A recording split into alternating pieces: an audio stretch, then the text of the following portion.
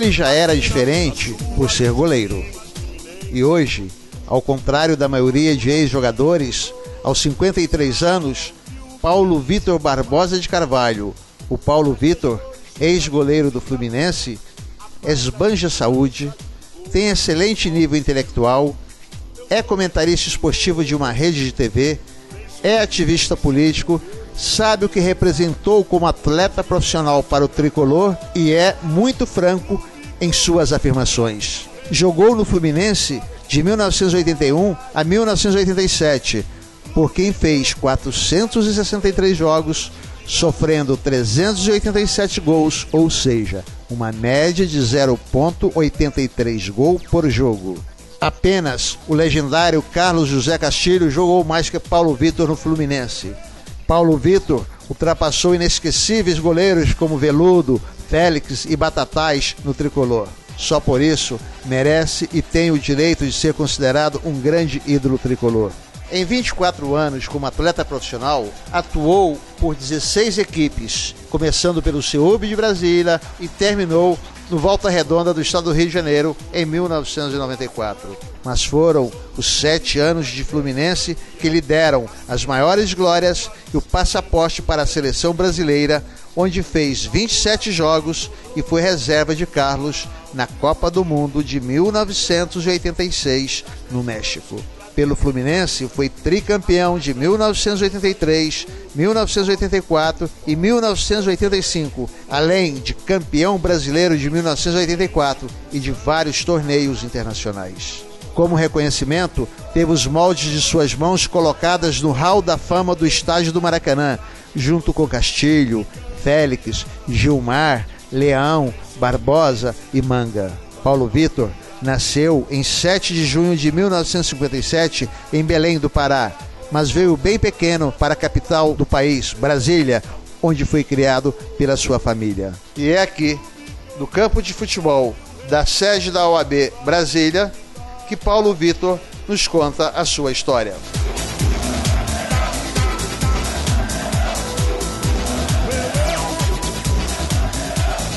Paulo Vitor nasceu aqui em Brasília, um bairro chamado Cruzeiro Velho, nos campos batidos de terra. Às vezes eu queria jogar na linha, os caras falaram, não, você tem que ir pro gol.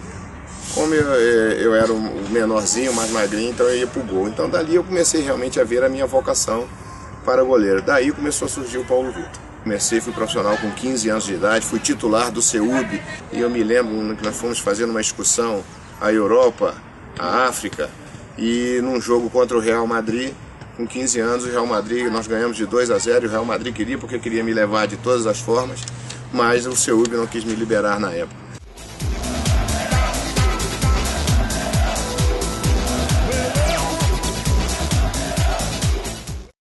Olha, eu cito as decisões que eu tive com o Flamengo no bicampeonato, a decisão do Campeonato Brasileiro contra o Vasco da Gama, foi as grandes conquistas do Fluminense, e eu fico feliz em poder ter participado daquela grande equipe, uma equipe que foi tricampeã carioca, uma equipe que a gente fala que, todo mundo fala que a máquina era aquela de 76, 76, 77, mas na verdade eu cito que a máquina foi de 83, 84 e 85, foi a que ganhou tudo. Começou com um time e terminou com outro. Começou com Qual um time. O melhor time que você viu do Fluminense? O melhor time que eu vi do Fluminense foi Paulo Vitor, Aldo, Duílio, Ricardo e o Branco. Jandir, Delei e Assis. Romerito, Osto e o Tato. Esse foi a melhor equipe que o Fluminense já teve nesses últimos anos.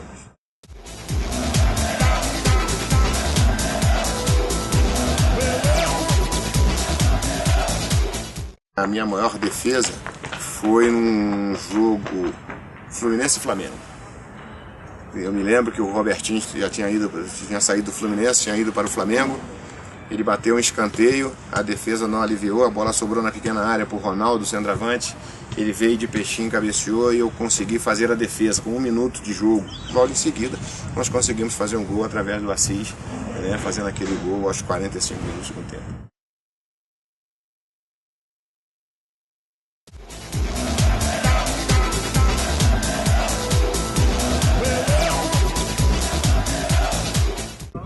Nós jogadores a gente passa, o clube fica. né? O clube é uma entidade, ele vai ficar para sempre. Nós jogadores deixamos só a história não muda, ninguém vai conseguir mudar a minha história dentro do Fluminense. Mas a maior decepção que eu tive foi essa, de não ter voltado ao Fluminense para encerrar a minha carreira. Você, quando vai ao Rio, você frequenta o Fluminense? Frequento, vou ao Fluminense, vou lá cumprimentar as pessoas, porque o carinho que eu tenho com as pessoas lá dentro, com a própria torcida do Fluminense, é muito grande. É um elo muito grande e a gente não esquece isso da noite para o dia. Então toda vez que eu vou ao Rio, eu vou ao Fluminense, vou lá abraçar o pessoal, vou abraçar o Aloysio, que trabalhou na minha época, abraçar o Jerônimo, que está lá, que eu considero um parceiro, um amigo, que toda vez que eu vou lá, eles fazem festa para quando eu chego, o Bira, que foi segurança na nossa época lá. Então hoje eu faço questão de, quando eu vou ao Rio, eu vou ao Fluminense abraçar essas pessoas.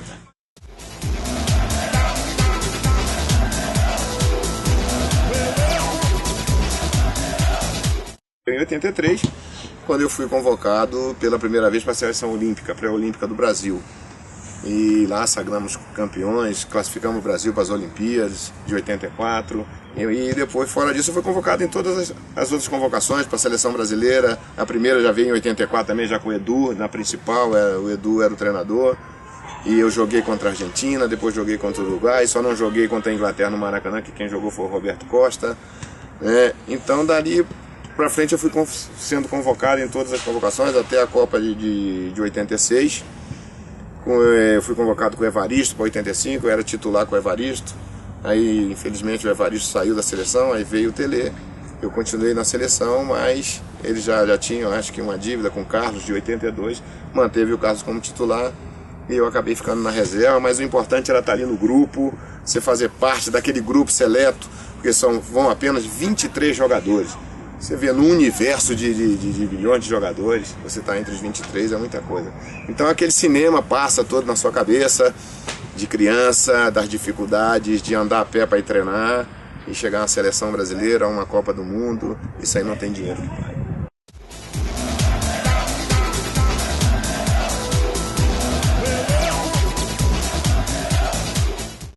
Hoje eu sou candidato a deputado distrital justamente para tentar mudar algo no esporte. No esporte, na acessibilidade, né? Nós temos um projeto que a gente diz que é com esse que eu vou, que é para ajudar justamente atletas que têm o índice olímpico, tem potencial, mas não, vamos dizer assim, não tem apoio. Nós temos um projeto que é aquele, você troca o craque por outro craque. Antigamente, nós dizíamos que o craque era aquele que ia jogar futebol. Hoje, você fala assim, eu sou craque é que você fuma. Então hoje nós temos aí muitos exemplos de crianças de 8, 9, 10 anos fumando crack. Então hoje em Brasília não tem uma clínica especializada para tirar essas crianças. Você pega essas crianças na rodoviária, você vai levar para onde? Você não tem. Então a ideia do nosso gabinete é fazer essa clínica, trazer essas crianças lá, que essas crianças ainda têm recuperação, e trazê-las para o esporte. Fazendo esporte, com certeza elas vão sair da rua.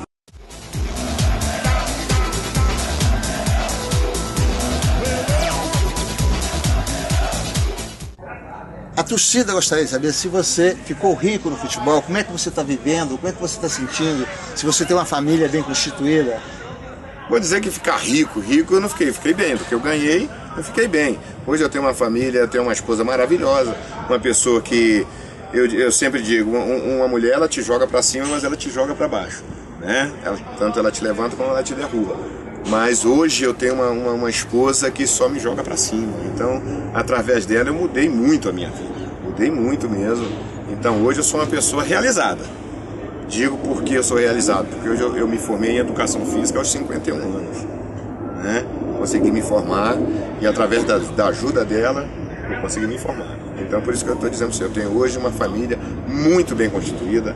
Graças a Deus, é uma pessoa que eu tenho que agradecer todos os dias a Deus por ter ela do meu lado. É isso aí. Obrigado. Obrigado.